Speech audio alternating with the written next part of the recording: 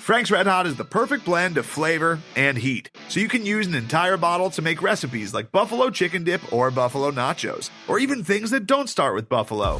Frank's Red Hot, I put that on everything.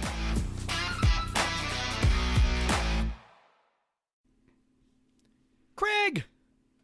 We're from Pullman, fucking Pullman, we don't care. Yeah. We'd rather be from Pullman than we're purple anywhere. Fuck yeah. I don't know if that's what they sang after. I don't know if that end part is right, but I just decided to add that one in. Lots of profanity right off the top, because this is a day that demands happy profanity, Craig.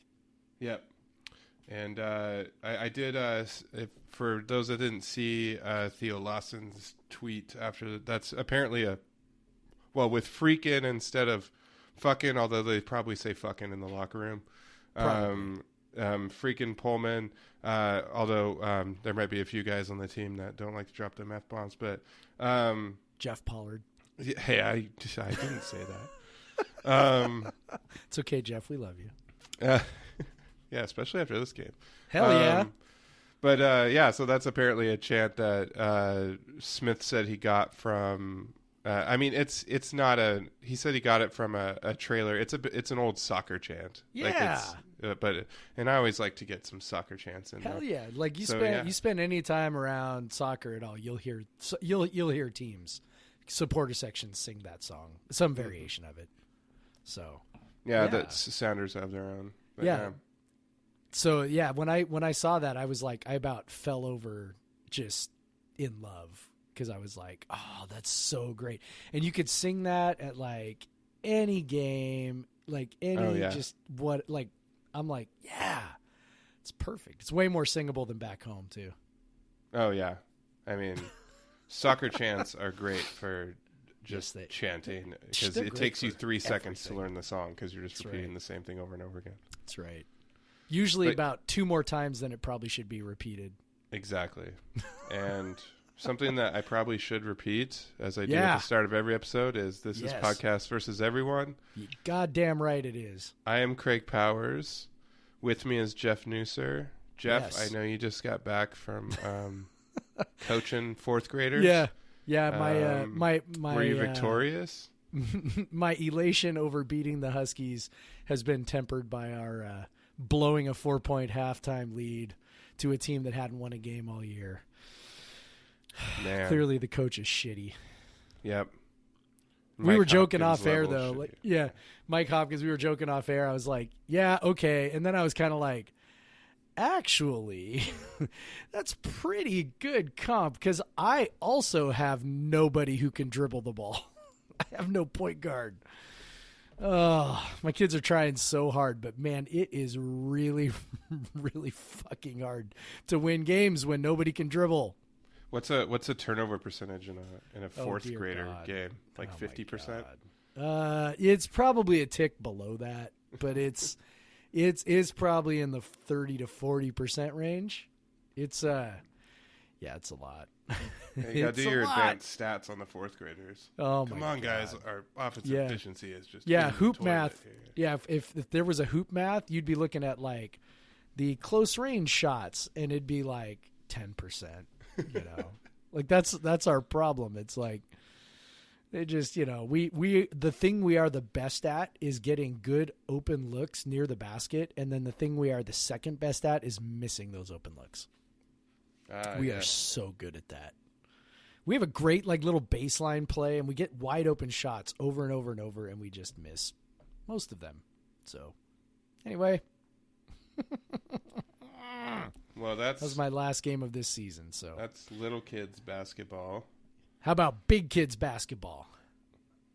Yeah, so our Washington State Cougars defeated the Washington Huskies on Sunday afternoon. Hell yeah. In another game where WSU honored someone. They're now 2-0 this season when someone's name or number gets hung in the rafters, and this time it was George Raveling, so it was cool that they could put on a show again for a guest. Yeah. But man, just a great offensive performance considering what they've done and considering it seemed like UW was a bad matchup for them offensively, and then another excellent defensive performance on a team that's just a heck of a lot bigger and more athletic. So especially inside. So that was awesome. That was fun to watch, and of course CJ Elleby is the man. Yes, he is. He went bonkers, which is always great when those Seattle guys get to go nuts against Washington, or like, and we kind of have a history of this a little bit, right? Not necessarily Seattle guys. We had Devontae Lacey, Tacoma guy do it. And Robert Franks, although it didn't translate to a win, but he kind of went bonkers against the Huskies. So those West Side guys, they love the chance to prove the Huskies wrong for not recruiting them, and they definitely did that. Him and Noah Williams both had excellent games. Yeah. Noah didn't shoot particularly well, but he was a threat in the middle. Hit some 15-footers, kind of keep UW's defense honest, and kind of open up some shots for Pollard. And it was just this is just another example of like Smith knows what he's doing, because obviously it helped that CJ went 6 of 9 from 3, but yeah, that helps. But offensively, we've talked about how they kind of have went away from attacking the glass, the offensive glass in Pac-12 play, but they went back to it because that's a huge weakness against the zone, and that was huge. Jeff Pollard had. He had 7 offensive rebounds. 7 offensive rebounds. And DJ Rodman came in at 3. So that's amazing. Yeah, and so they were well above their typical offensive rebounding percentage, even above what UW typically allows. So that was really cool to see them come in and do that. And then defensively, just an all-out effort. Like, that was so impressive. The job they did on Jaden McDaniels. That was Noah Williams quite a bit, and some other guys as well. Really, the McDaniels is 6'9", 6'10", roughly, depending on where you look, and athletic as hell. And obviously he's struggled a bit this season, but he's still the type of guy that you've seen struggle and then play WSU and just via athleticism, kind of do well anyway. And he shot pretty well, but they also forced him into 5 turnovers, which was pretty awesome. They definitely had him frustrated, drew some charges, stripped him a few times. And then you got to talk, I'll let you talk about the interior defense on Stewart, which was just phenomenal. That was really a guy that I thought that was going to tear the Cougs up. Well, the last time we saw a guy with those kinds of physical tools, obviously, Zeke Naji, we saw last weekend, he didn't really have a great game. And so it seems like maybe they've kind of figured out a way to... Yeah, and before that, it was the guy from USC. Yeah, so that's the point. That was the point I was kind of building towards, because I was like, okay, so they had the game against USC where, basically they just got annihilated, right? And he just, constantly put the ball on the floor, was constantly putting our less athletic bigs in positions where they had no real shot at defending. And then, last weekend, obviously they had a pretty good game plan for Naji, and, eventually it was the stretch center who ended up killing them. Right. And so in this game, one thing that's amazing, and look, I'm not a coach. I think I'm sure I've said that plenty of times before, but, I'm not a coach, so I don't always know exactly how they accomplish what they're accomplishing, but I can see what they're doing, at least see the outcome. Right. And what I saw repeatedly was just a total inability for Washington to get the ball to Stewart in places where he could really do damage. One of the things that was super obvious was as soon as he caught the ball, they were running a double team at him. And I was surprised that that Washington never really adjusted to that. I was surprised that they never really, tried to get it in a spot where, the double team couldn't come quite so easily, or get the ball to him in a spot where he could kind of put it on the floor and maybe take a couple dribbles to the basket. And I don't watch a ton of Washington, so I'm not even totally positive how much of that's in his game. But, he certainly looks athletic enough that he could put the ball on the floor twice, with 2 dribbles. Yeah.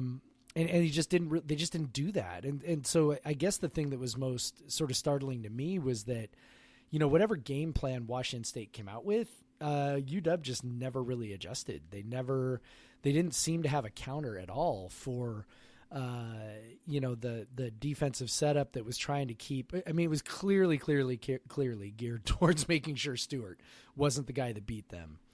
And, they played, we played Pollard most of the game.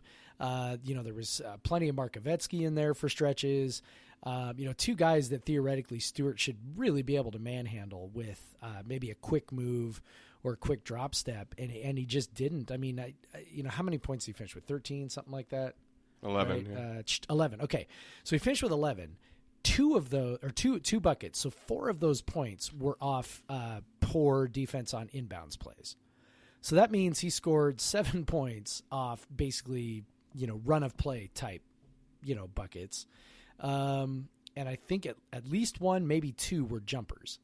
So it was just like, I mean, he just never, ever, ever got to the kinds of spots where he just destroys people.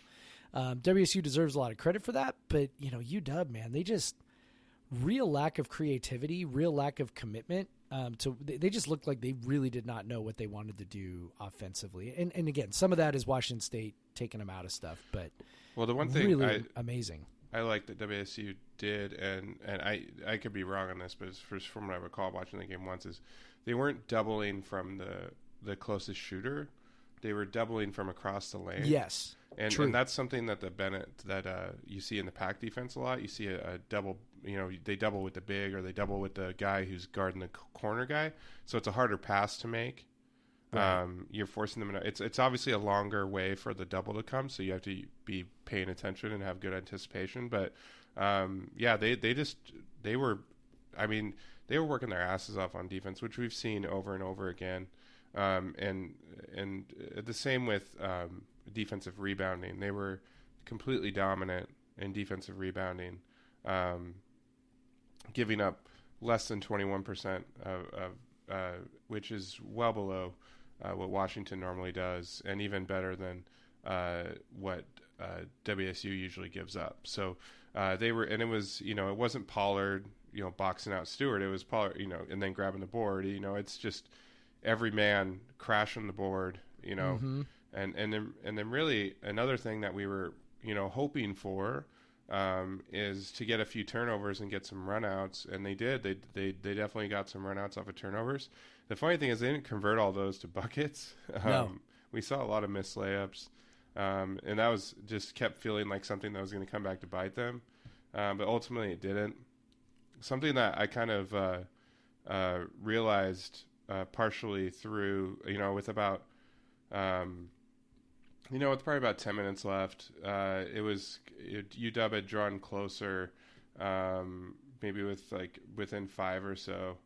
But I just thought, you know what? Like, UW has recently just faltered down the stretch over and over again. Yep. And WSU at home, at least, has just pulled away from teams, and just close, or against UCLA, close out. And obviously Arizona State accepted there, but like they've done this before where they've just pulled away from a team down the stretch, and they did that. It obviously hitting free throws was huge. They were already in the double bonus really early. Another great thing, they were drawing fouls. Like it's not always the easiest thing to do in a zone, to draw fouls, but they were doing that, even though they weren't always getting all the calls that they deserved. But yeah, so it came in. They missed a couple, and then all of a sudden, Bonton gets on the line, hits 6, Pollard hits a couple, CJ hits a couple, and then the game's just put away. It's kind of funny when you look at the highlight package. Like the last bucket is like a CJ bucket to put them up like like 6 or something, and then it just skips to the end. And like they had scored like 14 more points, but it's because most of them were just free throws, and they just closed it out with free throws at the end. And that was good to see. And then obviously with the defense, they totally locked UW down in the last 3 minutes or so. Just gave them nothing except they got one meaningless bucket with like a dunk with like 30 seconds left, but other than that, just completely locked them down. And it's fun to beat UW when they're coming off this. I mean, obviously a lot of teams have beaten them, but most of their games have been really close losses. But to beat them by double digits with their 5-star recruits and featured NBA draft picks next year, potential lottery picks, it was so satisfying. Just to be like, you know what? We just got this like bunch of dudes and CJ Elleby. We got Noah Williams, who you guys didn't, who's going to go to Buffalo. You guys were going to let go to Buffalo. And he came to us, and he obviously was very clearly hyped to play, and he was chatting. Him and McDaniels and CJ all played on the same AAU Rotary team. Yep. So that they know each other, and that they know each other's games really well. Oh, hell yeah. And they love beating each other. Absolutely. And so it was just fun to watch them have so much fun with it, and to watch CJ just go off, much like Bonton did against Oregon State. And Bonton is a guy from the Portland area. Yep. It's fun to see them go off like that. Yeah. It's, Washington, I think sort of an underrated aspect of this, this fall from grace that they've had. Everybody points to the point guard and, okay, quad it. It's like, okay, great. You've lost your point guard. The offense sucks. But, when you look at their offensive efficiencies over the course of the season, they had some real stinkers even when he was around. So their offense was pretty inconsistent and kind of up and down. The one thing that they seemed to always be able to count on was their defense. That zone, when it's going right, can be pretty suffocating, but it's not going right right now. I think, so I was looking at it, I'm not looking at it right now, but I think in the last 5 games, they've allowed 1.03 points per possession or more, I think, in each of the last 5 games, which is, that's not horrendous, but that's nowhere near elite. And for a defense that, was supposed to be elite, that's definitely not it. So they've just got all kinds of problems, and, they really, you never really know how a bunch of freshmen are going to come together. Right. And, Hopkins comes in last year and he's got some seniors, and, particularly Thibault, who's appeared to have been a real strong leader. And then, those guys, him and David Crisp, those guys move on. And then, you're left with a bunch of freshmen, and man, they are struggling, man. They just look really soft. And, they came into Pullman and played a team that is tough as nails and fights very hard, and has taken on the personality of their coach and of their town, freaking Pullman. And, they make things happen. Now we'll see what happens when they go on the road, and we'll talk about that. But, overall, man, it's just so much fun to watch these guys. I think, that's the biggest thing. You just watch it. It's like, I mean, this game, like, I kept expecting, okay, so we get out to that lead in the first half, and then we have the quintessential dry spell, right? Right. UW closes the gap. Then we hit a couple buckets right before halftime to get back up to 5. Okay, great. We're up by 5, and then it gets back, UW comes out 5-0. Okay, great. 6 lead changes over the next, 5 minutes or whatever. Okay, this is what we've got. It's going to be crazy. It's going to be right down to the wire. And then, we extended it out, and then Washington would kind of get sort of close, and then we'd extend it out again. And then Washington would get kind of close. Then we'd extend it out again. It's just like, man, we didn't relinquish the lead over the final 15 minutes. It was never I think it was within one possession one time, if I remember right, over those final 15 whatever. That's just bonkers. It's crazy. So yeah, this sure is a lot of fun. Yeah, and it's just it's fun to not, like, you just didn't want to be that team that kind of let Washington get back, get back going. You didn't want to be that team to let them end their long losing streak and all that stuff. And they came out and they were motivated. And obviously, they have really loved playing at home during Pac-12 play, especially. And so they've had fun with that. They had a decent crowd. It's kind of, I think back when I was in school, even like the first couple years with Dick Bennett, like the attendance would be great, but it seems like the UW game was always like 8,000 plus. This one was under 5,000 still. So it's kind of interesting to see that I guess like even UW wasn't a good enough draw. I think that a Sunday afternoon game doesn't help, obviously. But yeah, one thing they do, they only sell the lower bowl tickets, so all 5,000 of those people were in the lower bowl, or 4,600, however many it was. Right. So I think there was a good atmosphere, at least, and I hope that we can talk about the next ones coming up, but you just hope they can keep the momentum from this. Finally do something on the road, because they have some games they definitely can compete in on the road here. A team they've already beaten, obviously. So it's fun to, we talked about before this stretch, just for the sake of keeping people's interest in the program, it'd be great if we could get 2 of these 3 at home at least. Yeah. And they did that. They did. Against the number 62 team in KenPom and the number 53 team in KenPom. So they did what they needed to do. Both those games they played high tempo. It's kind of crazy that this team is now 73rd nationally in adjusted tempo. Right.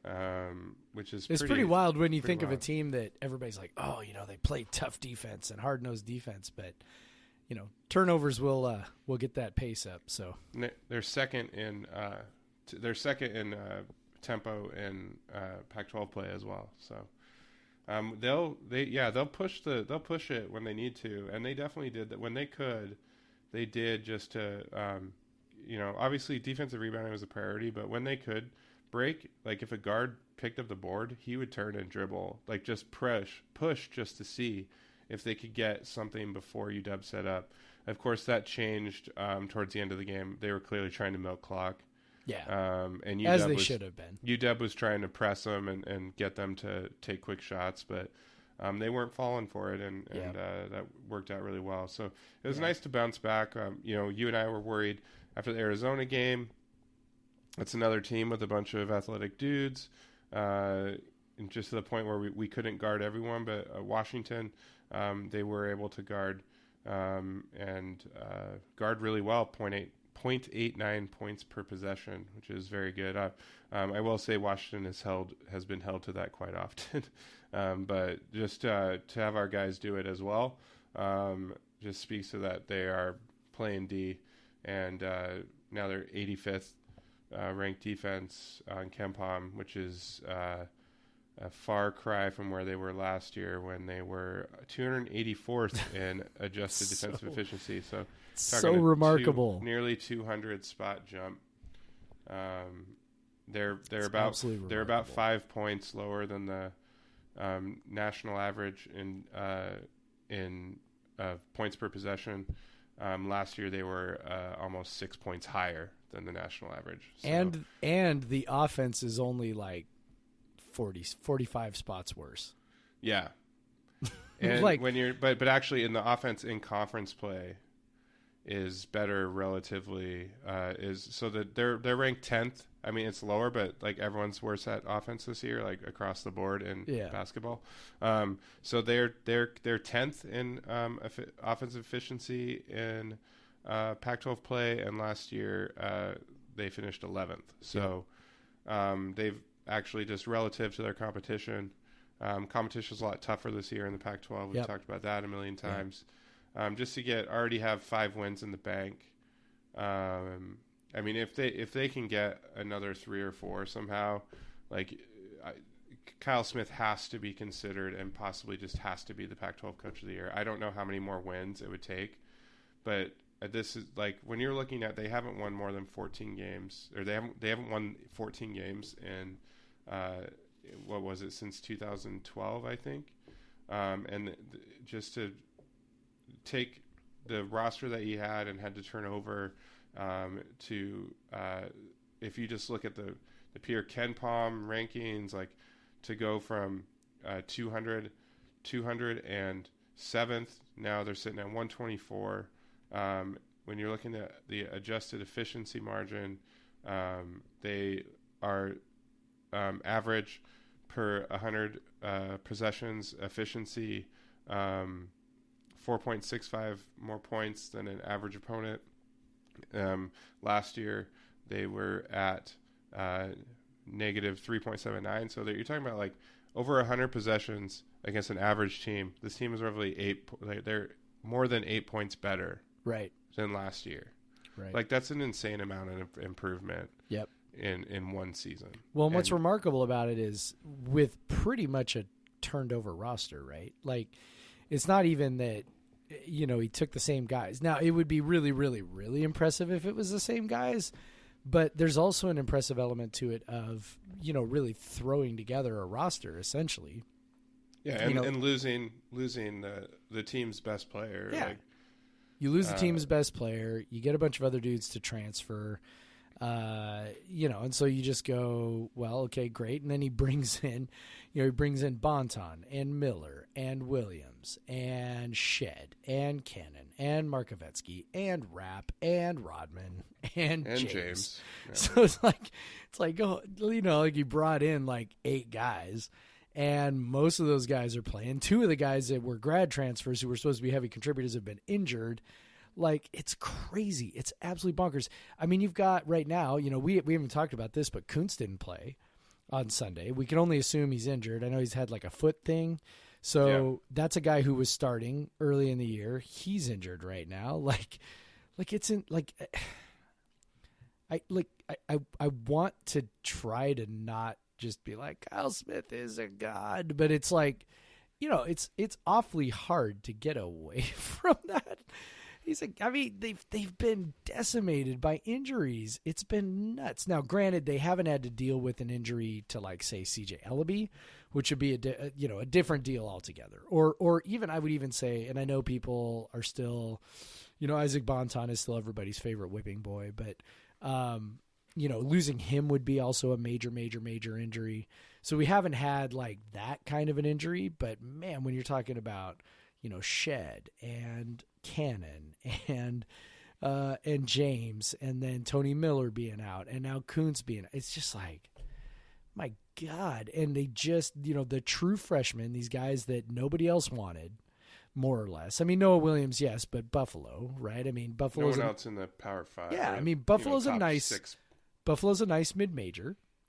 It's not to totally rip on Buffalo, but that's a nice mid-major. That's not like a Power 5 school. You know, so, you know, you take that true freshman, you take another true freshman of, you know, Rodman, who's a guy who, you know, committed late. You know, you take Markovetsky, who's a 7-footer who, you know, apparently nobody else necessarily wanted, you know, and how many 7-footers go uncommitted for that long, right? Like even internationally.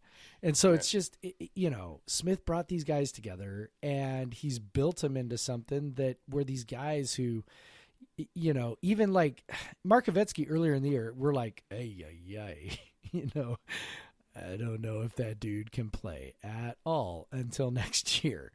And he's even turned into a really useful piece. Like, and Rodman, particularly defensively. Yeah, and like just by being, and I'm sure this is the message from Smith, but it's like just be big, right? Like just be big, move your feet, be big, pull down rebounds, and when he pulls down rebounds, he really, really pulls down rebounds. You know, at 7'1" or whatever he is. You know, when he catches that ball above his head, I mean, nobody else is getting it. he's just turned these guys into useful pieces. DJ Rodman, is like basically a 3-and-D guy right now. And I do think he can develop his game, but that's basically what he is, and he's doing a hell of a job with it. So, everybody wants to be, he's the son of Dennis Rodman. Well, I will say this, whatever there is in the genes that makes Rodman's excellent defenders, he got it. Because he's just all over guys, and he's really, really good at that. So, and then, of course, Noah Williams looking like Kyle Weaver lookalike, which, I think we always try to resist easy comparisons, but this one's pretty impossible to resist, right? Yeah, I and the funny thing is, I think what their offensive games are a little different, but they both are a tall guy who can. Noah has not played point as much as Weaver did his freshman year. Right. Noah's definitely been a little bit better shooter, but Kyle was a little more of a slasher. But defensively they're so similar, and just they're roughly the same size. Noah's more athletic. If he can develop his game, develop his jumper, add the ability to drive to the basket a little more, he's got a lot of potential. Yeah. You see these guys who have these, his offensive rating sucks right now. But you see these guys who have these, not so good offensive ratings that kind of jump after a year of being in major ball, and he's definitely got the tools, and he seems like a motivated kid that's gonna improve, and he just looks like, just the things he does just remind you so much of Kyle Weaver. It's insane. And even just when you look at the stats, it's right? Kind of eerily similar to Kyle Weaver's freshman year. And just the same kind of all around game, right? I mean, he's got this wingspan, he plays defense, and, he doesn't really shoot yet. And, he just is disruptive.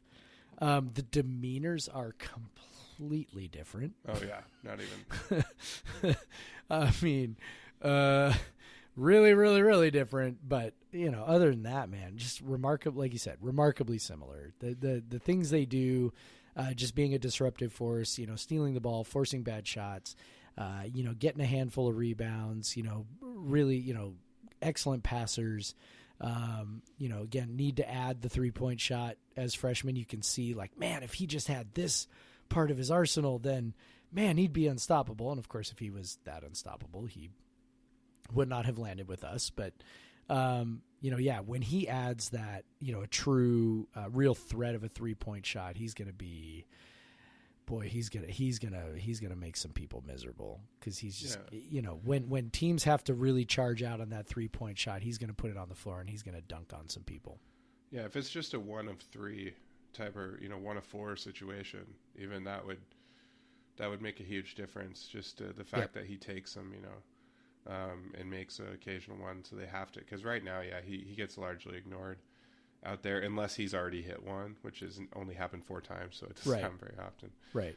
But yeah, he's just so much fun to watch, and I love his swagger. It's just a teams need that. Yeah, teams need guys like that. That guy, yeah, that guy that's gonna, you can have the mix of the, guys, that like Pollard and Elleby, who I'd say probably don't talk. Elleby talks to the crowd, but I don't think he talks that much. Bonton, I think, has got, he's not afraid to mix it up, but he's got that smile though. You know what he does? Yeah, he's got that great looking smile, and he just smiles at guys, which is kind of that's my favorite kind of trash talk. But anyway, yeah. So that was Kyle Smith, Coach of the Year, make it happen. Yeah, hell honestly, yeah. Just if they could go down and if they could win a couple more on the road, beat Cal, maybe upset, maybe beat UW, that it's there. If they can get to 8-10 or 9-9, I don't know how they I don't know who else in the league. I mean, what, you gonna give it to Altman or Miller? What? They basically just have the same teams they had last year, or they just have big recruit, freshman recruits. I don't know. Like it's. I mean, it's probably Altman.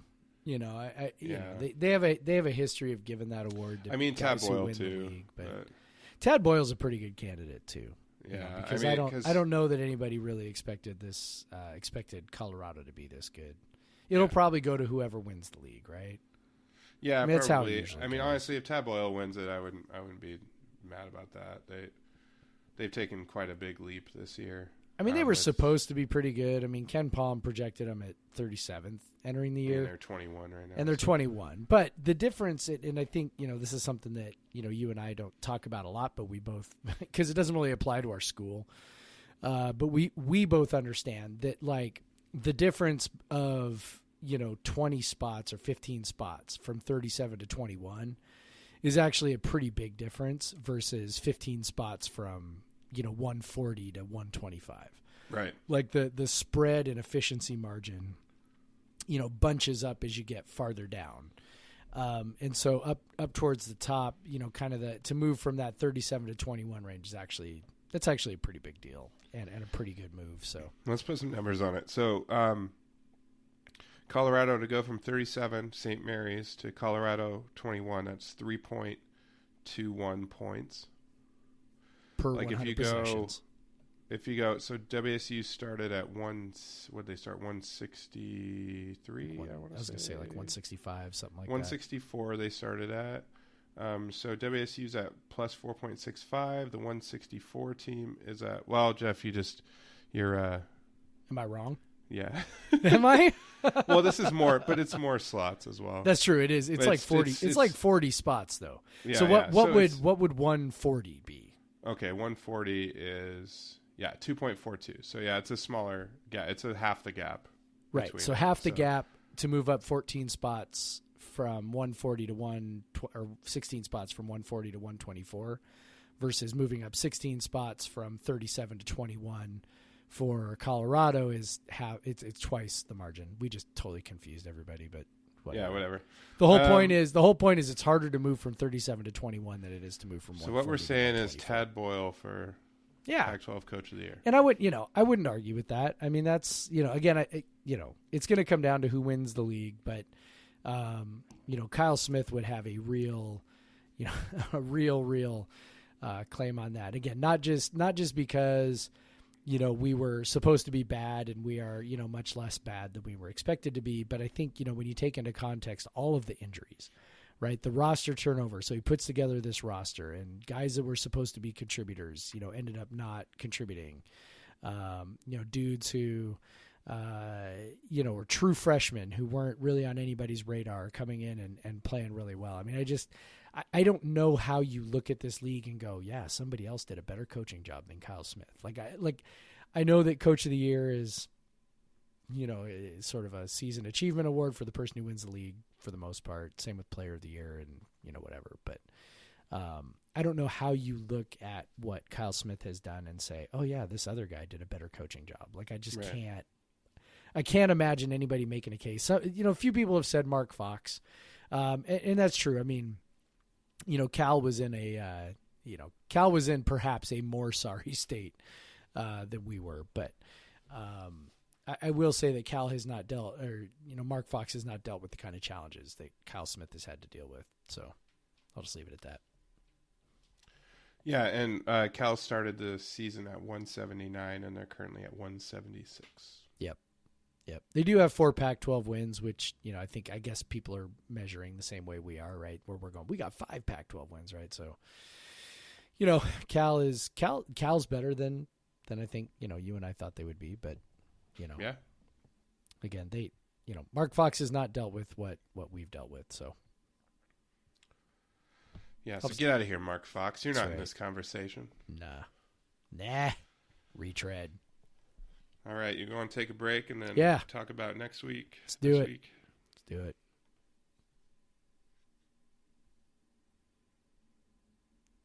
We're back. You having a beer? I am. I had a coffee, like most of a coffee, while I was coaching the 4th graders. Because you got to stay alert. And so I came home and drank a coffee flavored beer. Had Had a good old Skookum Brewery barrel-aged breakfast stout. Skook 'em again. That's right. They had some at Rainier Growlers, so I picked one up. It's been sitting in my fridge for about a month, and I was like, I'm gonna have that because that sounds good. And you know what? It's good. You've had it before. I have multiple in past times. years, not this year. Yeah, not this one. I know I've given it to you before. That is correct. You have given it to me before. Skookum, proud unofficial brewery of the podcast, just because their beer's fucking awesome. Their beer has been on here mostly because of Jeff, like a million I times. know.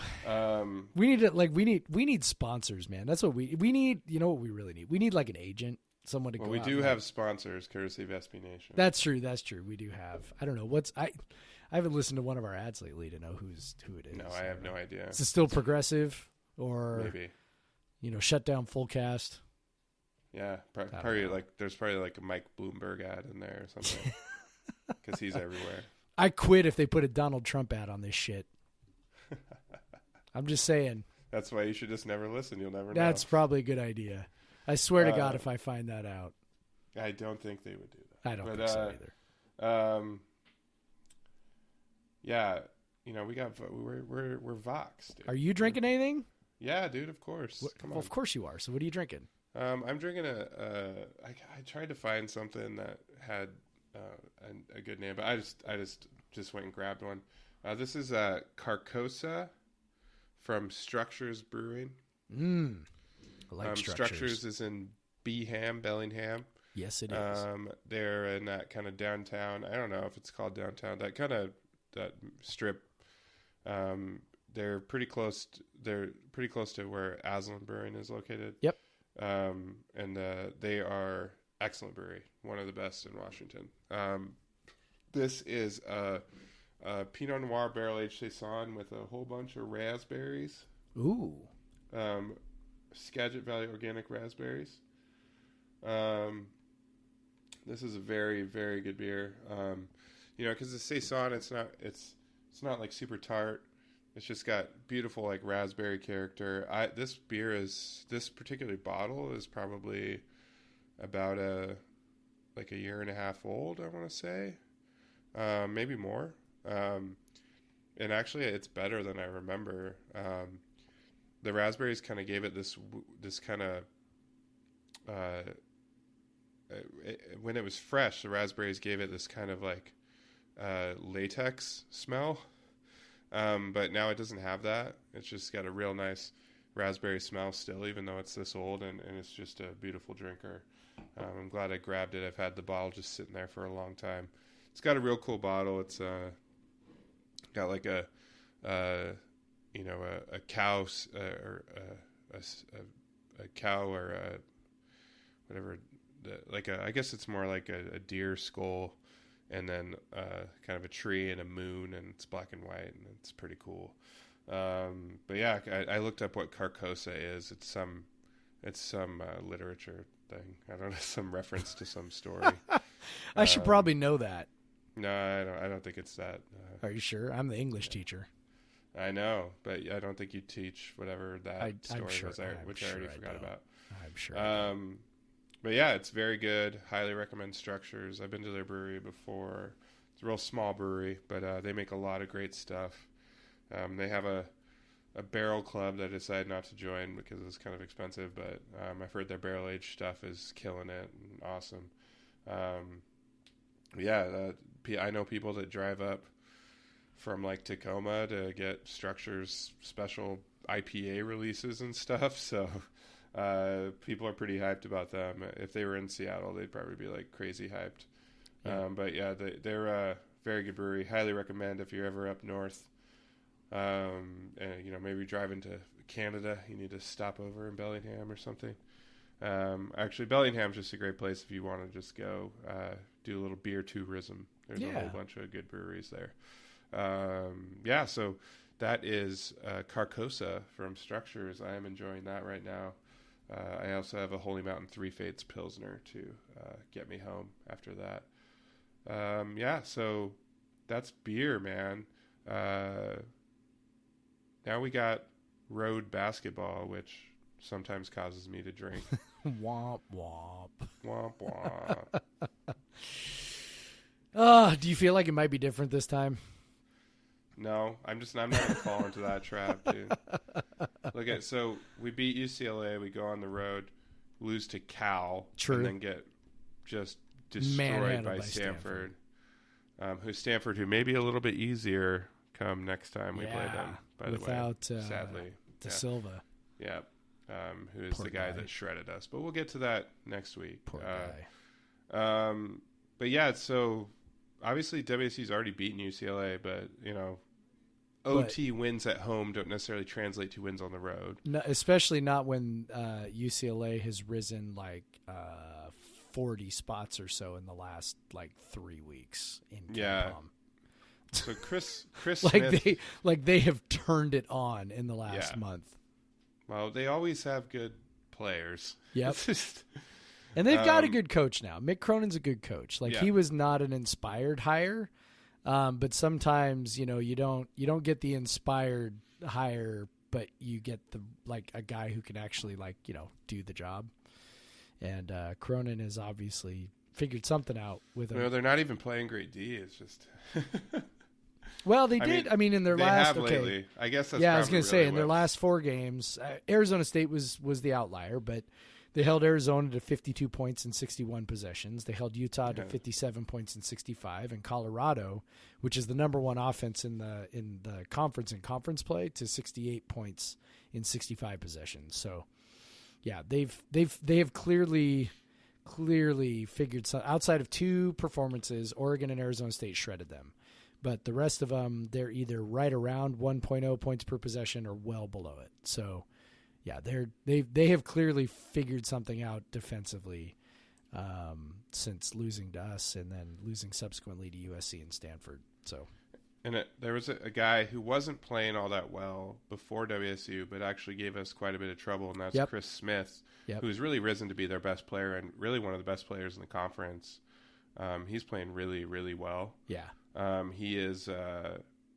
He's taken a lot more shots in conference play. He's just become their focal point, and he really wasn't before. I remember previewing them. He was a guy that you could see that had potential because of his size, his athleticism.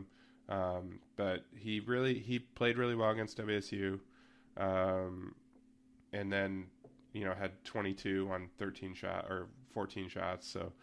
He gave us a lot of trouble, and I fully expect him to do that again because he's actually just kind of continued that throughout the rest of conference play. Because obviously we were the second, his second game of conference play, so he's really turned it on. So yeah, they've got their scorer, and now they're playing defense, and they're definitely a tougher out than they were. But the same could probably be said for us as well, honestly. Yep. WSU's, we've got a couple guys back. You probably see Tony Miller and Marvin Cannon get a few more minutes, especially on a road trip. I feel like actually Miller did pretty well against UCLA that weekend, and so maybe he'll get some more run. But yeah, again they've played good defense, and WSU has. For whatever reason, been horrible defensively on the road in Pac-12 play. Probably just period, but they've really struggled. I don't know what it is. I've seen, I think KenPom right, that it's not necessarily the home road splits aren't really predictive, but at some point you just got to be like, maybe they just love that home cooking and they play a little harder on defense. But because when you look at most of all their worst defensive performances have come on the road in their last 4 road games. I do feel like some of that is explainable to some degree. So let me try to be like, hey, this could be better. Okay, so giving up 1.05 to Cal is not the end of the world. That's not horrendous, giving up 1.27 to Stanford is really, really bad. But at that point, Stanford was maybe the best team in the league. At that point, maybe at least playing like it. So, you go on the road. And again, they were just, I think Stanford was a really just exceptionally bad matchup for us. Just very like the kind of defense that gives us a huge amount of problem, right? Like not all that different from, say, Arizona, which obviously gave us huge problems as well. So, on the one hand, I think, okay, so Stanford, is sort of explainable. And then Colorado, okay, the number one offense in the league and in league play, getting shredded by them, no shame there. And then you get shredded by Utah, which, I mean, whatever. It's, we talked ad nauseum about that, right? Where, playing the mountain road trip is a disaster for most people. So I don't know. I mean, maybe that's all explainable, and maybe playing at, Pauley will not be as crazy as we think. I don't know. And I feel like, this team is better now than it was a month ago. Certainly they're getting contributions from freshmen who are playing better than they were a month ago. I sure would like it if Isaac Bonton, after I kind of got done defending him a little bit, I sure would like it if he'd just turn it over less right now. That's sort of he's really ticked that up lately. Oh man. And the funny thing was, like, he wasn't turning it over at all early in the season, but like as we sort of figured out, that was because he was just shooting every time he touched the ball. So it's hard to turn the ball over if you're never passing it. And so now that he's really functioning as the team's primary point guard, because that was, early in the year, the setup was that he was really the two guard. And that Shed was going to be your point guard, and that Bonton was going to be the, kind of the primary backup. Now that he's your primary point guard, he's making some questionable passes. He is an excellent passer. He can make some really, really nice passes. He made a really nice wraparound in the lane pass to Markovetsky that Markovetsky couldn't handle. Yeah, which counted as a turnover for Bonton, but still, it's. Yeah, if he could just get a little more under control with the passing, just a little bit, like maybe not forcing the issue quite as much, and stay away from that kind of trouble, I'd feel a lot better. So I don't know. I mean, I as fans, we can talk ourselves into anything, right? And I feel like I can talk myself into, okay, there's reasons for all this other stuff. I mean, the one to Cal is the one that's, 1.05 isn't, again, the end of the world, but is also like, I mean, that's, Cal's pretty bad. That's not good. The rest of them, I think I can explain to some degree. So I don't know. I'm really curious. I'm not gonna be able to watch any of them. Like, I'll be on an airplane when we're playing UCLA, but I think I'll be disappointed if I get on the ground and find out that it wasn't at least a competitive game. Yeah, I'm just in. I'll see it when I believe it. Like I'll believe it when I see it. Yeah, that's totally fair. Yeah, it's just that if you go back to, their defense was pretty bad in that tournament they played, in wherever the nice place. Yeah, they were. It's just been such a stark difference. Yeah. Because you talk about the matchups, but Arizona has all the talent that and the offensive talent that Stanford does, and Arizona was barely over a point per possession. You look at, even like you could think UW, their offense has been pretty bad, but they have the same sort of athletes that maybe Utah, like the size that Utah has. So they could have shredded us, but they didn't. And so I'll wait, and I believe that they could play better defense and hold UCLA to 1.0 or below. But I'll see it when I believe it. I don't know why the splits are like they are.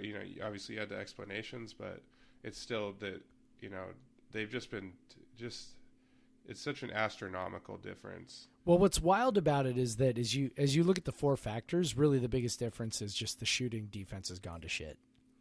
Like that's a 2-point shooting, particularly. Giving way more easy buckets. Yeah, so that's what's so weird, is that it's not like, okay, maybe, and the other thing is, I think we talked about this, free throw rate and turnovers, but the biggest difference is, you look at Cal. Okay, Cal has a 55 effective field goal percentage, Stanford 69 effective field goal percentage, Colorado 54, Utah 67, like that. Those are bonkers numbers, and when we put them in context, okay, so USC, when they beat us, 52 effective field goal percentage, UCLA 47. Oregon 54, Oregon State 52, Arizona State 45, Arizona 43, and Washington 48. So, like the shooting percentages are way up on the road, and again, like you said, it's elevated 2-point percentage. So I don't know.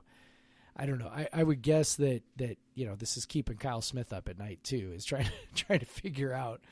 Why is it that they can't, keep people out of the lane? Why is it that they can't, defend the 3-point line quite the same way they do? I don't there's a part of me that just wants to go it's kind of like what you referred to. I mean, there's a part of you that wants to go, okay, this has to be randomness to some degree, right? Like that's what you want to believe, that the rational part of your brain wants to believe that there's some randomness here, but I don't know. It's also when it's, 5 games or whatever, you're like, well, or 4 games, I guess. You're just like, maybe it's not randomness. I don't know. So, yeah, it's I don't know. Offensively, they've played really. They've had 2 really good offensive games. One particularly good offensive game, and then Oregon and UW, they had good offensive games, but. And those are both with one guy going nuts. Yeah, so the offense hasn't been too terribly different, but it's really been the defense that has let them down. You think that Arizona State game that they really won that. Obviously because Elleby, but they hit shot at the end, but they were really good on defense, so that allowed them to not score for 6 minutes at a time and still win. And but it's they just don't get they don't get that sort of defense on the road yet. Like you talk about randomness, like I keep thinking back to that weekend in Arizona last year, where yeah, continue, where one of Ernie Kent's probably worst team goes down and beats 2 top 100 teams on the road, spanks them, absolutely obliterates them. Behind what? Behind defense. They behind scored defense. Barely over 1 point possession in those games. They held Arizona State. So let me pull it up. It's I'm looking at it right now. It's 0.82. Okay, so this is the thing. Okay, so it's 0.82, which was their second lowest offensive performance of the season. And then Arizona, 2 days later, held them to 0.82, also Arizona's 4th lowest output of the season. Like, what the fuck? There's no rational explanation. This for is that. The 284th ranked defensive efficiency in the country. And so it's just like, well, if they can go on the road and just play fucking defense for a weekend. Yeah, for one weekend. Why can't this team that actually plays defense go on the road and play defense for a weekend? I love that kind of thinking. I absolutely love that. I love that. But I'll believe it when I see it. But at the same time, I know, you and I think in probabilities quite a bit. And, it's you look at what KenPom says, it's 33% probability that WSU wins on Thursday. Yeah. But that's with an average score of 5-point difference. You think about average score is 5-point difference. WSU just has to make up 5 points somewhere, 6 points to win. But college basketball is so random. That's 2 banked 3-pointers like they had against UW. It's not that crazy. We just saw WSU was they were 131 and they beat UW, who is 50. Yeah. But coming in, it was like a 60-40 split. So it really not that much has to go differently for a team to pull an upset. So not that much has to go differently for WSU to, number 124 WSU to beat number 103 UCLA on the road. It is more likely that UCLA wins based on, KenPom's it's probabilities. 2-1.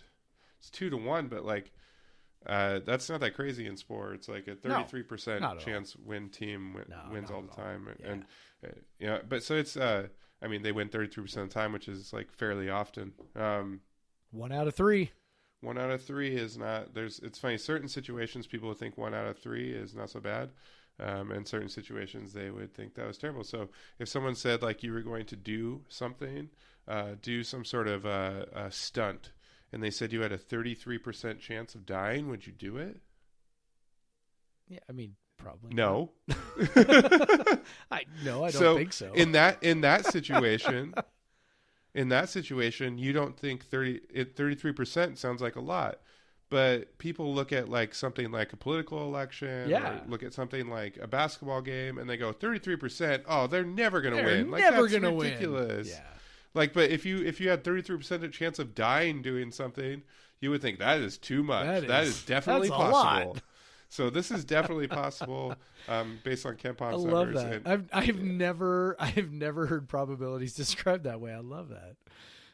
That was my 1 year of grad school. That's a great example. Statistics got you. Well, and here's another way to think of it. If you add up the probability of UCLA and USC, we have a 55% chance of coming away with 1 win. So, there you go. So let's talk about USC a little bit. Yeah, I don't feel good about that one. I don't feel good about that one. Obviously, there's no reason for me to think we suddenly. But USC's not that good. They've definitely not been good lately. No.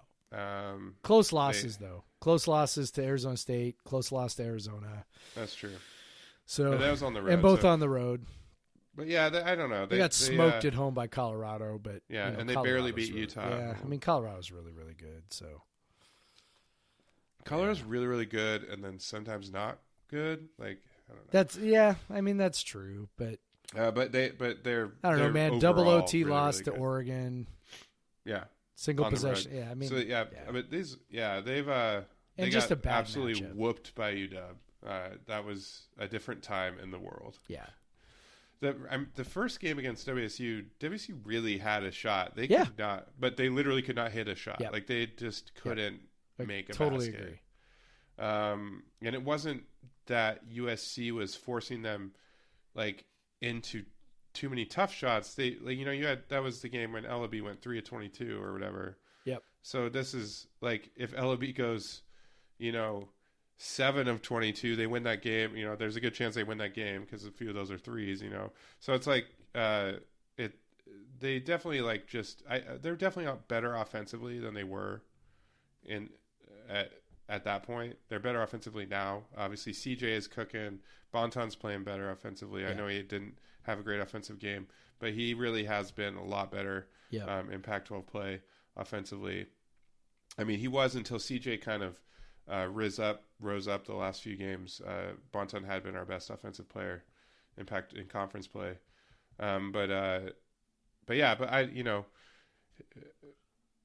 They played overall really good defense against USC the first time, but still, Okongwu, they had no answer for him. Right. And USC remembers. Of course, we remember that. Okongwu probably, we were talking about, we never saw Stewart put it on the floor. Okongwu definitely can do that. Yes, he can. No doubt. Here's the thing, though, that I'm really, really curious to see. Okay, so we spent, however many minutes earlier in the show, just effusively praising Kyle Smith, right? And, okay, Kyle Smith, Coach of the Year, he's amazing, all this stuff. Okay. So this week commences the second time around against all these teams. The first time they played a team right? The second time.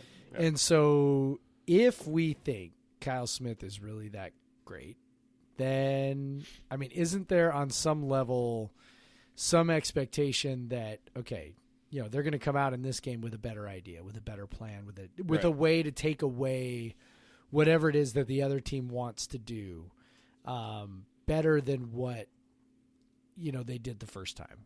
And I think I don't know. Like, I mean, maybe not. I mean, maybe he's, maybe that's overstating his ability. But I kind of feel like, it's not unreasonable to think, well, like they're going to have a plan for, taking away, such and such guy. They're going to have a plan for at least to make the team beat them in a different way, which, you can still lose. But I feel like that's going to be what the Cougs are going to bring to the table in these games this weekend is, making these teams try to do something different, to win the game. And I feel like they've got the Cougars have smart enough players on the floor to be able to execute that. And, hopefully they're playing with some high confidence and they can take that on the road. I think, they got, the bench was very, very short the last road trip. And I'm hoping that this time around, with a few more bodies. The last road trip was peak injuries. Yeah. And so, they got a few more bodies, maybe confidence is a little higher, and maybe they don't. The way Kyle Smith says it is that, they hang their heads a little bit when things aren't quite going the way they want. Here's to hoping they can bring, some of that mental toughness I know they have out on the road. So one thing that I think will help against USC particularly, USC defends the interior really well.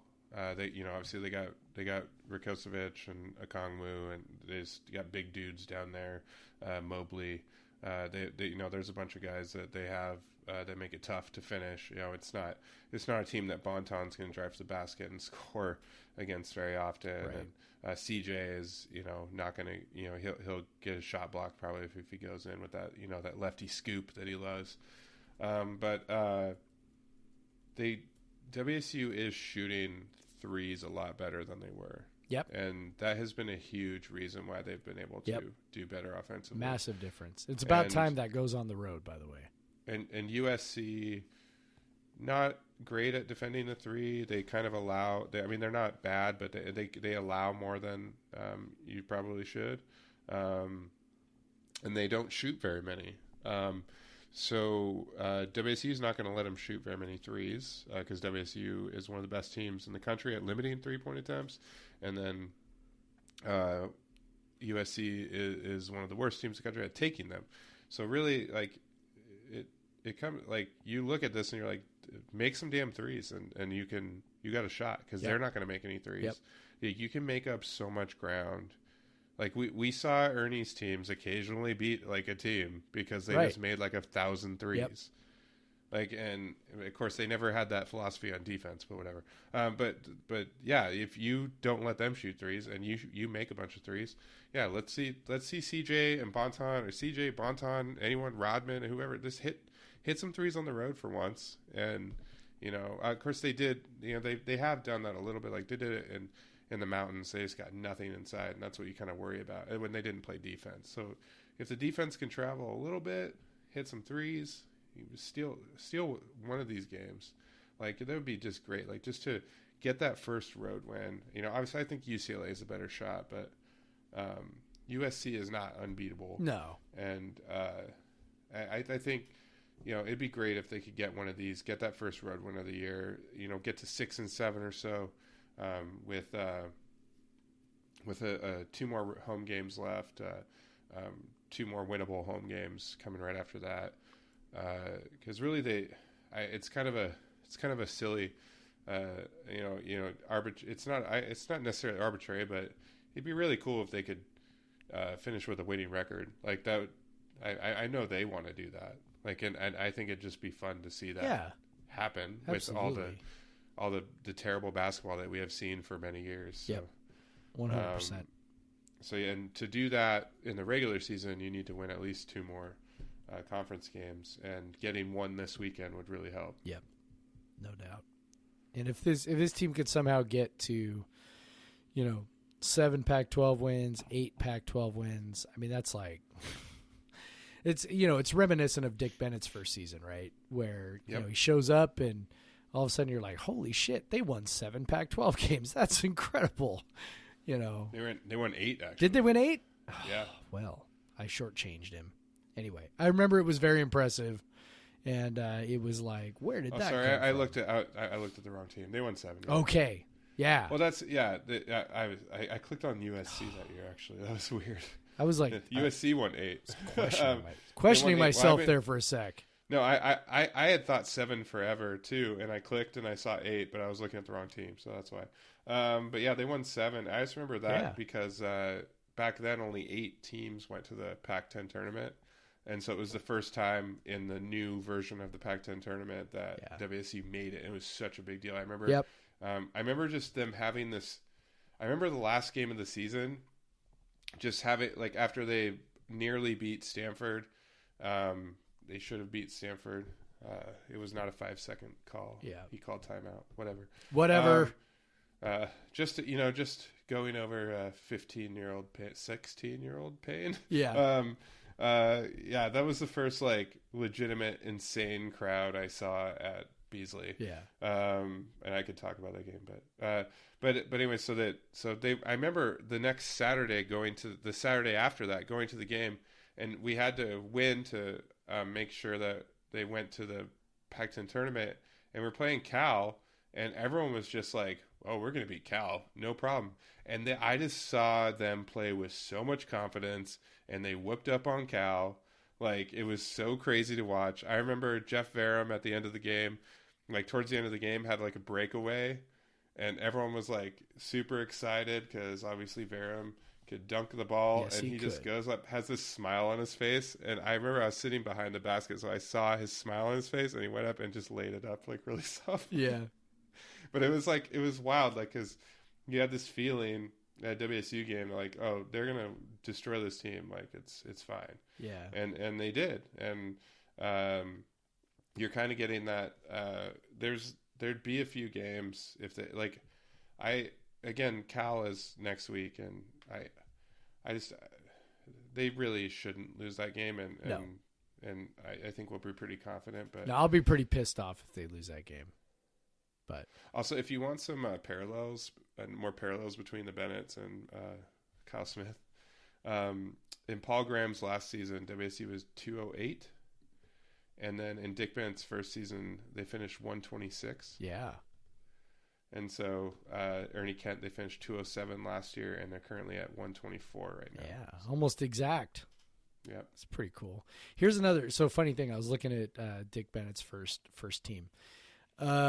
So they won those 7 games, and they did not beat a top 100 team in Pac-12 play. Now, part of the reason for that. At all the entire season. Either. Yeah. So the whole season. They did not have a top 100 win all season, and as we were talking about earlier today, WSU already has 4 of those this season. First time in 4 years that they've beaten 4. 5 years. 5 years they've beaten 4 Pac-12 teams or 4 top 100 teams in a season. Ernie's first year. Yeah, Ernie's first year. Yeah. But Dick Bennett's first year. Check this out. The Pac-10 was the 9th ranked conference in KenPom that year. Real bad. That's insanely bad for a Power 5. They were behind Conference USA, the WAC, and the Mountain West. And okay, so this gets even better, right? That was the year Stanford was 30-2. They were the number 12 team overall. Yeah. So you had a 10-team league. You had the number 12 team, and your league overall was still the ninth ranked league. Well, yeah, they had that league was so bad. 8 teams were 100 or worse. Oh, that's so bad. Yeah, it was actually 6, but yeah. 6 teams, 100 or worse. Oh, yeah, I'm sorry, yeah, 6. I'm doing the math 6 out of the 10. 12. 60% of the league was ranked 100 or worse. In a major conference. Yeah, they were bad. That was real bad. Something that was good for WSU to be able to. Yeah. Definite benefit. Bennett got that softer landing. Definite benefit. But they definitely the Pac-10 got a lot better. Yeah. God, within 3 years, it was insane. Yeah. By the time WSU got good, everyone else got good. Yeah. Because then you go in 2008, WSU's peak year when they finished 10th. 9 of the 10 teams are in the top 70. Yeah. Like the hardest. And then league. you have Oregon State, who was just a free win for everyone. Yeah. But other than 3-2 that, wins for everyone. But yeah, 9 of the top 10 teams are in the top 70, and then in Dick's and we're talking this year is quite a bit different as well. We've talked about this a lot, but Pac-10, the average adjusted efficiency margin average per team is 11.34 points per 100 possessions. Last year they were the 7th conference. This year they're the 4th. Last year was at 7.48 points. So just overall, the average per team is 4 points better per 100 possessions against an average team. So it's quite a lot tougher conference. So to be able to win more games, I think before the season or before the conference play started, you and I were kind of trying to hedge quite a bit. I wouldn't have put him at 5-6 right now. No, heck no. And just trying to hedge, like, this conference pretty tough this year, but they've really, obviously at home, where they've won all five of those wins at home, they've been able to scrape, and it's just been really impressive and fun, and that's why I just hope they can keep it going, get at least a win this weekend, just keep that fun going. Yeah, I'd like to see him take it on the road, as we talked about. Yeah, take it on the road, like Rage Against the Machine. Hell yeah. Oh, my God. Bro, we are going to Rage Against the Machine. Oh, yeah. I set the timer on my calendar to... One of my students came up to me and was like, hey, did you hear Rage Against the Machine's coming to Tacoma? I said, yeah. He goes, okay, good. And I was like, how'd you know I listened to Rage Against the Machine? He goes, I don't know. You just have like this social justice vibe to you. And I'm like, yeah.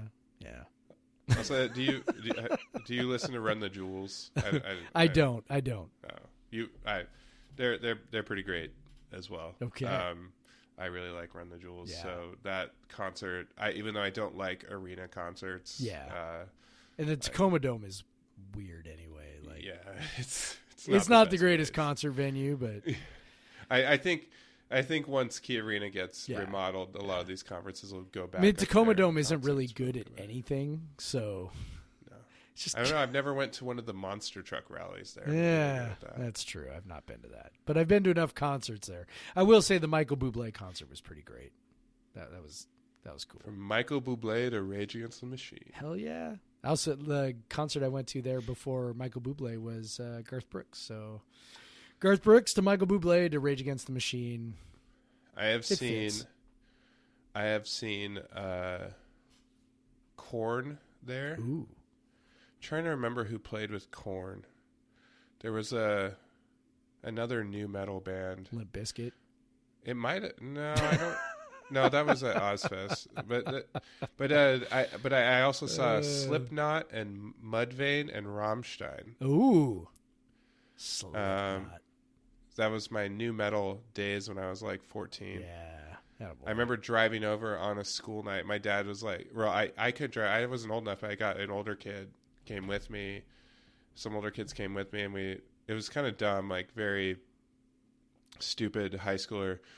We had cars that could ride all four of us, but we took two different cars. So we went over. My dad's like, fine, you can go over, but you have to go to school the next day. And I'm living in Yakima, so we got back at, I don't know, 2 or 3. My ears still ringing. And I remember my dad getting me up in the morning. He's like, or dad and mom, they're like, you're going to school. Like, you said you go to school. If you could only go to this concert if you go to school. Did you actually go to your classes? Oh, I did. And did you stay awake during your classes? No. If you were in my class and you were like, yo, I went over to this concert, I'd be like, all right, I get it. It's cool. I won't tell. That was a different time, man. Because I had a shirt from Ozfest that I wore in high school. Oh, my God. That said on the back, the greatest fucking show on earth. Like, with fucking. And I would wear it to school. And I was like, I don't know, like, I was a nice kid. Like, I didn't get into trouble too much. And so the teachers just didn't give me much trouble. Yeah, sometimes teachers have bigger fish to fry. Yeah, they're just like, whatever. let's not stir the Just pot like, I with like Craig you. over there. That's cool. Yeah. I don't know what happened to that shirt. Oh, it's beautiful.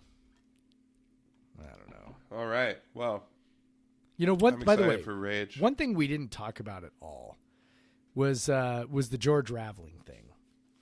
Yeah. That was cool. Which I didn't see at all. I didn't really see it either, but that was cool, right? Yeah, that's really cool. It was cool they had him talk on the broadcast. Corey Matthews obviously was very excited to be able to talk to him. So that was really cool. Talk about it. His past as obviously the first major conference. Black head coach, and just a really good coach, and having his arm and other things. So that it's really cool that they did that. I think it just speaks to Pat Chun again. Yeah. Because it seems like something that should have happened a long time ago. Seems like it. Well, there's a lot of things with Wazoo it seems like, and seems like this should have been a no-brainer, and yet, but like we should be really like that's something WSC should be very proud of. Yeah, absolutely. Having hired Raveling and when they did, and so it's obviously he's in the Hall of Fame, and 82, so I'm glad they did it. I do think just as a joke, I want to see a side-by-side of the difference in the suit that Klay Thompson wore and the suit that George Raveling wore. Yeah. Raveling's was a little bit roomier. Clay's had room for nothing. Yeah, no. There's two ends Clay of was the looking spectrum. sharp. But it's funny. So I came to Wazoo in 1995. And so obviously George Raveling was not just like way before my time, but also, I was a Husky fan, but he was there before I was even, aware of anything. 72 to 83. Yeah, I mean 72 to 83. So, by 1983 I was 6 years old and definitely not paying attention to WSU basketball at that time. But so I think that one of the things I love about these kinds of ceremonies sometimes is that they open up some context to maybe some younger people such as myself, and I'm certainly not young, but I'm also not really old enough to have been around, aware of Raveling's presence. And one of the things that sort of stood out to me was that I guess I never realized how long he had been at Wazoo. 11 seasons is a long damn time. It's a really, we look at, Mike Leach, who was just here for 8 years, right? And we're like, God, he was here for so long, And, Mike Price, I think, what was it with him? 14 years, right? Something like that. So 14 years. So Raveling is like, in between those two guys. And so to, look at, 11 years, like that's a long time. And I guess I thought like somewhere in my brain, I kind of felt like it was shorter than that. And to kind of see like how long he was there, and to have the success he did, where I think, I think I saw in one of our comment threads, he was something like 60 games over 500, while he was there, 2 tournament appearances, 10 over 500 in conference. 10 over 500 in conference play. And not only that, but coaching at a time when the tournament field was much smaller. So until maybe the end of his time at Washington State, it was basically you had to win. You had to beat UCLA for the top spot to get in the tournament. Yeah. And then, the other thing that, you talked about him being, the first black coach, in the Pac-12 or Pac-8 or whatever it was, Pac-8 right at the time. I think the thing that sort of stood out to me that I kind of had to, get straight in my brain, people of my age, I think, and I don't want to speak for everybody, but we kind of think of, okay, the 1960s were this very, sort of, civil rights decade, right? And then the 70s were this different kind of decade with, disco and, whatever. So for him to start coaching, though, at Wazoo in 1972, I mean, that's just, that's only a few years after, Martin Luther King was assassinated, Robert Kennedy was assassinated. Like, that was still very much in the throes of the civil rights movement. And so to be, the first black coach in the conference history at that time, I guess, like, I don't know. And I think part of it has to do with, maybe being a little bit older and being a little bit more aware of, issues of social justice and civil rights and things like that. But, I think this weekend was really the first time I kind of went, oh man, that was like so close to what we consider sort of the peak of the civil rights movement when he was hired. And that's a really big damn deal. And it was just something that made me really, really proud to be a Coug. I don't know how other people felt about it, but to just sort of have it hit me all at once, like he was here for a long time. He was hired at a time that was, really just very shortly on the back end of the civil rights, what we consider sort of the peak of the civil rights movement. Pullman, I mean, if we're just being real, Pullman has been a lily white place for a long time, and has been a place where, minorities have struggled, I think, to gain the equity of access to things that is good and right. So to see Raveling there, I just kind of went, actually, that was really fucking cool. Like, I don't know, like it just sort of hit me. It was way cooler than I thought it would be. So I don't know. What did you think as you were thinking about all those issues? Yeah, I think it was amazing. You talk about he was providing security during the "I Have a Dream" speech, and he has the original copy. Yeah, that's bananas, right? Yeah, and so like that's insane. And he coached at WSU for 11 years, and it's like it goes back to like, why didn't we do this earlier? Like, one, how many WSU basketball coaches have a record like that? Not very many. Not many for that length of time as well. Like, yeah, Tony Bennett also went to two turns, but he left like after 3 years. So it's like we're never going to hang a banner for him. But yeah, he stayed here a long time. I remember I've seen many years, kind of the older Cougs that went to WSU in the late 70s, early 80s, talking about how Beasley was rocking back then, and they had 10,000 plus crowds all the time, and it was loud and it was crazy and tough place to play. Obviously, people have a lot more different things to do now. Like a basketball game would have been a much bigger deal back then. I would think that the students probably have they probably are distracted by 100 million other things, and same for alumni now. But just part of that probably is because he had been there so long and he had success, and so people just came. And I remember just people always talk about how great it was when Raveling was there, and I was on the same page as you. For some reason, I had it in my mind that he coached at WSU for like 4 years. Yeah. Went to a couple of tournaments and then left. Yeah, because, so when I was growing up, he was the coach at USC, right? And it was like, I think PJ said that in his Sunday piece as well. Like his memories of George Raveling are at USC, mine too. And so it's like, footnote, he used to coach at Washington State. Okay, that's interesting. Yeah, like just like you. So I mean, I don't mean to interrupt, but it's like, yeah, like somewhere in my mind, I was like, just he was there for a few years, and then he went on to, Iowa and USC and went on to bigger and better things, whatever. So, yeah. It was definitely his longest tenure of his head coaching career was at WSU. And yeah, it's wild. And so, yeah, again, like the more you're they're talking about it and you're like, yeah, they definitely should have done this earlier. But I'm glad we have an administration now that, recognizes the importance of highlighting things like that and sees like the power it has. Obviously, bringing back Clay, that was a stroke of genius. So, he taking advantage of him being injured for a year. Yep. And saying like, hey, let's retire this number, let's build it. Like they made a great coaching hire, like, and then they've had these two events just to highlight the history of WSU basketball as well. Just to kind of say like, hey, like we have some history, we can do this. I think it's just been I don't know, like just Pat Chun is just enormously impressive, like at every turn, and I'm so glad that they did this.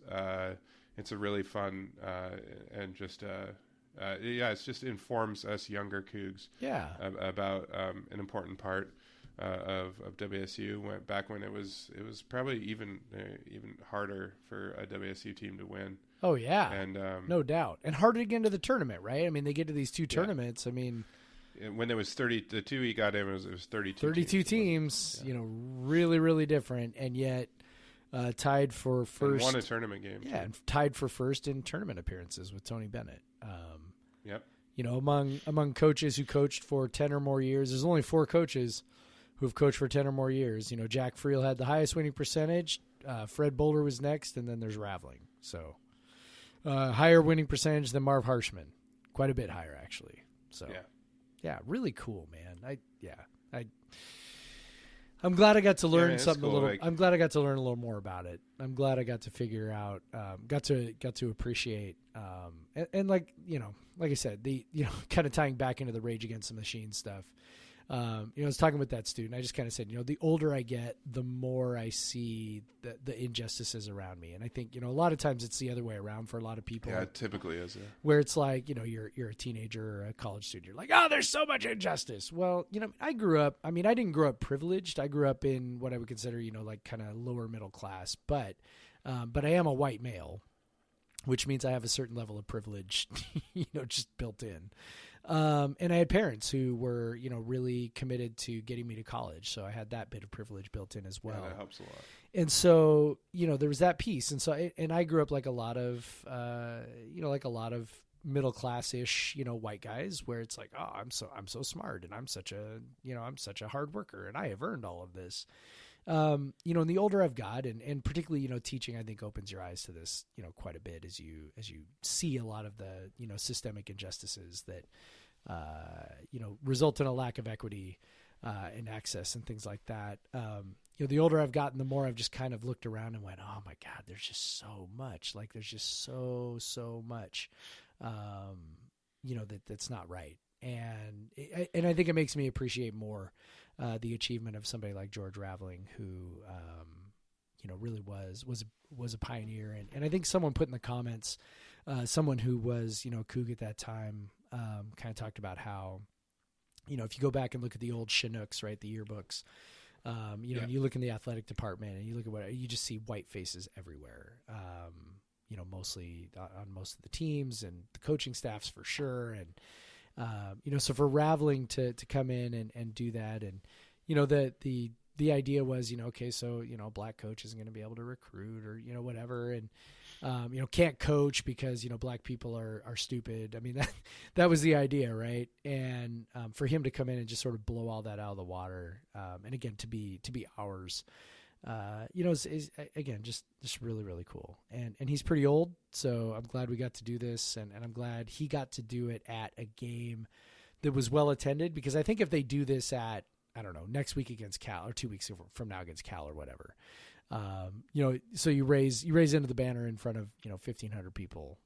I think doing it at Washington was really smart, because you knew there was going to be pretty good attendance anyway, and so that allowed him to be properly appreciated, I think, and for him to be able to be a part of that, and for people to be able to show their appreciation and have his name hanging up there next to Klay Thompson's, and I just it's very cool. It's very cool all around, and I don't know, man. I don't know what I'm going to do if our athletic department keeps doing stuff right. I'm going to start expecting it. I don't know. It's wild. Yeah, I'm bummed. If it was a Saturday game, I think I probably would have went. Yeah. Just a Sunday made Sunday it hard. Games are tough. And I think the attendance would have been better. I think the attendance would have been better if it had been a Saturday game. Yeah. But it was pretty good. It was still good. It's about 5,000. Just one last interesting tidbit about Raveling. Do you know who he succeeded at Iowa? No. When he left WSU? Uh-uh. Lute Olson. Oh, I did know that. I didn't that even was think Lute about Olson's that. last job before Arizona. Yeah, before he went to Arizona. Yeah. Pretty wild. That's pretty. That's a couple pretty good coaches, right in a row. Yeah, and he took him to a couple tournaments and went to USC, and Yeah. A couple tournaments there too. How about that? Good coach, man. Go Cougs. Go Cougs. All right. People should subscribe. They should rate us. Yep. Whenever they Do can. all that. Share it with your friends. I'm sure they'll appreciate you sharing it with them. Yeah. Send us an email if you want. Yeah. Podcastversuseveryone@gmail.com. If you have any questions, comments, complaints. It'd be cool to get some complaints. questions. Yeah, if you leave a review, actually leave a review. Don't just rate us and then leave a review. That's fun. Yeah. If we get more, I'll start reading them. We have quite a few, but we have a lot of ratings, but not so many reviews. Yeah. So if you actually review, it's more fun. I agree.